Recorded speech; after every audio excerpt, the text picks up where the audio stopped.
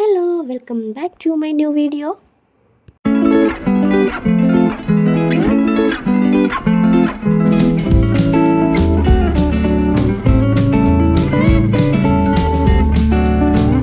രാവിലെ തന്നെ ഒരു കുഞ്ഞു ഷോപ്പിങ്ങിനായി പോവുകയാണ്. ബസ്സിലാണ് പോകുന്നത്. ട്രാഫിക് റൂള് അതുപോലെ ഫോളോ ചെയ്യുന്നവരാണ് മിസോറാമിലെ ആളുകൾ. അതുകൊണ്ട് തന്നെ നമ്മൾ ഉദ്ദേശിക്കുന്ന സ്ഥലത്തെത്താൻ നല്ല ടൈം എടുക്കും. എപ്പോഴും ഇവിടുത്തെ റോഡ് എൻഗേജ്ഡ് ആയിരിക്കും. നമ്മുടെ നാട്ടിലെ പോലെ ബസ്സിൽ ടിക്കറ്റൊന്നും ഇല്ല കേട്ടോ. അപ്പം നമ്മൾ ഷോപ്പിങ്ങിനായിട്ട് പോയി. എവിടെ പോയെന്ന് വെച്ചാൽ നമ്മൾ വിശാൽ മാർക്കറ്റിലാണ് പോയത്.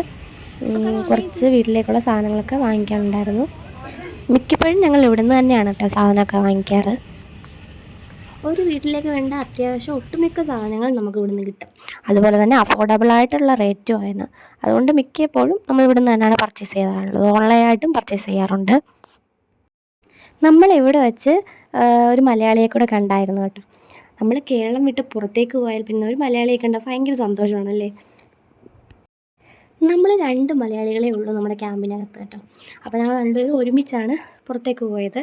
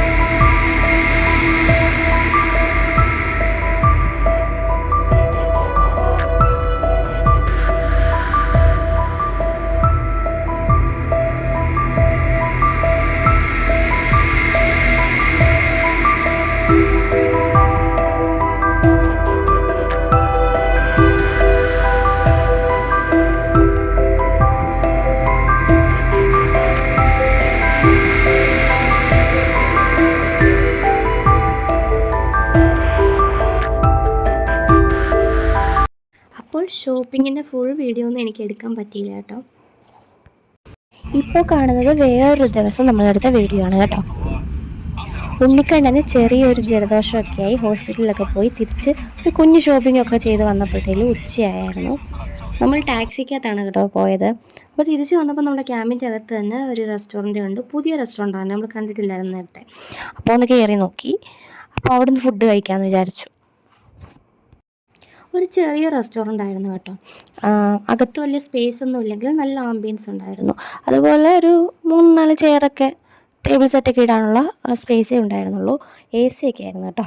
അപ്പോൾ നമ്മൾ ഫുഡിനെ കുറിച്ച് വലിയതായിട്ടൊന്നും ഒരിത് പ്രതീക്ഷയൊന്നും ഇല്ലായിരുന്നു. കാരണം ഞാൻ ഇവിടെ വന്ന് വെളിയിൽ നിന്ന് കഴിച്ചപ്പോഴൊക്കെ തന്നെ അതൊരു ഫ്ലോപ്പായിട്ടാണ് എനിക്ക് തോന്നിയിട്ടില്ല. എനിക്ക് ടേസ്റ്റ് ഒന്നും ചിലപ്പോൾ പിടിച്ചിട്ടില്ല എനിക്കിങ്ങനെ.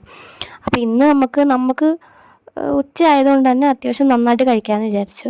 അപ്പം മെനു ഒക്കെ നോക്കിയപ്പോൾ നമുക്ക് പറ്റിയത് ബിരിയാണിയാണ്. അതാണ് ഓർഡർ ചെയ്തത്, ചിക്കൻ ബിരിയാണി. പിന്നെ ഒരു ലെഗ് പീസും കൂടെ മൊമോസുമാണ് ഓർഡർ ചെയ്തത്. നല്ല ടേസ്റ്റി ആയിട്ടുള്ള ബിരിയാണി ആയിരുന്നു കേട്ടോ ഇപ്പോഴത്തേത്. എനിക്ക് നന്നായിട്ട് ഇഷ്ടപ്പെട്ടു. സാധാരണ നമ്മുടെ നാട്ടിൽ കിട്ടുന്ന ബിരിയാണിയുടെ ഡിഫറെൻറ്റ് ടേസ്റ്റ് ആയിരുന്നു ഇതിന്. സാധാരണ ഇവിടുത്തെ റെസ്റ്റോറൻറ്റുകളിലൊക്കെ നല്ല റേറ്റുമാണ്. പക്ഷേ ഇവിടുത്തെ നമ്മളെ റേറ്റ് ഒരു അഫോർഡബിളായി തോന്നി. അതുപോലെ ക്വാണ്ടിറ്റിയും ഉണ്ടായിരുന്നു. എനിക്ക് ഫുള്ളൊന്നും കഴിക്കാൻ പറ്റുന്നുണ്ടായിരുന്നില്ല, അത്രയും ക്വാണ്ടിറ്റി ഉണ്ടായിരുന്നു. എന്തായാലും നല്ലൊരു ഫുഡായിരുന്നു കേട്ടോ. അപ്പോൾ ഇത്രയേ ഉള്ളൂ നമ്മുടെ വീഡിയോ. ഇഷ്ടപ്പെട്ടിട്ടുണ്ടെങ്കിൽ ലൈക്ക് ചെയ്യുക, ഷെയർ ചെയ്യുക, കമൻറ്റ് ചെയ്യുക, സബ്സ്ക്രൈബ് ചെയ്യുക. Thank you.